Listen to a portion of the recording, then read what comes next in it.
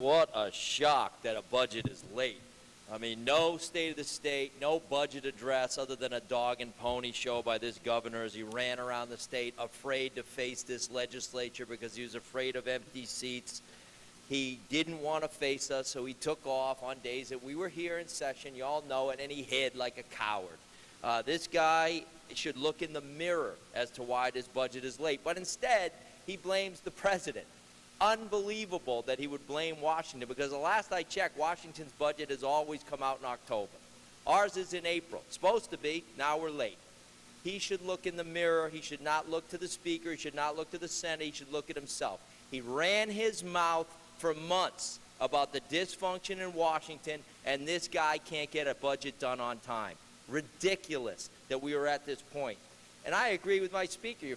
I agree with my colleague from the city.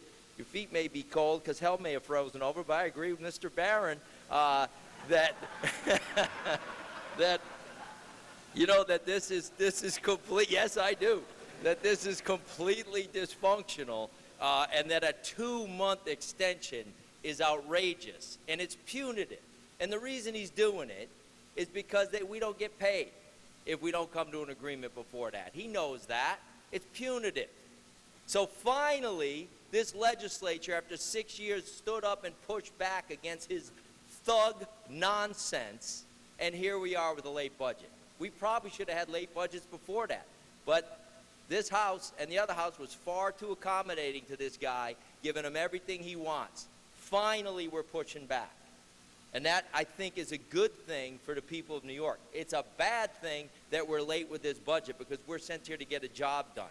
Prevented from doing that because of a governor that really didn't pay much attention to this process. Take a look at the disrespect shown to this legislature from January 1 till today by this governor. No budget presentation, no State of the State. He abdicated his responsibilities as governor and now looks to blame others. And as we're sitting around doing nothing, Google the 2 words Cuomo blames. You'll have reading material for the next 6 months. The guy takes credit for the opening of an envelope, will take responsibility for nothing. So I'm sure he's listening. This is on you, Governor. You own this mess. We're left to clean it up once again.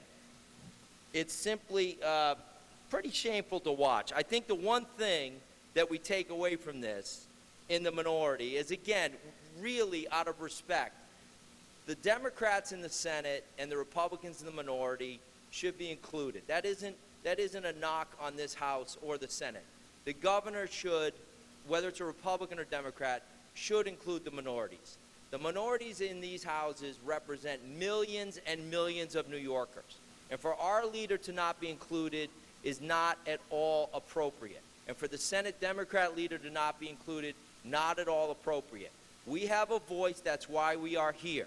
I think we're one of the most informed bodies in, one of the most informed conferences in here. In fact, I bet my paycheck, which isn't going to show up till late May, that we are the most informed conference. And that's a credit to our staff. But we should be included in those discussions. And to go forward off of this, we will battle through this like we always do. But the people of New York should know that the problem here lies with this governor, who, when he doesn't get what he wants, throws a little temper tantrum, and we're left to clean up his mess. Thank you.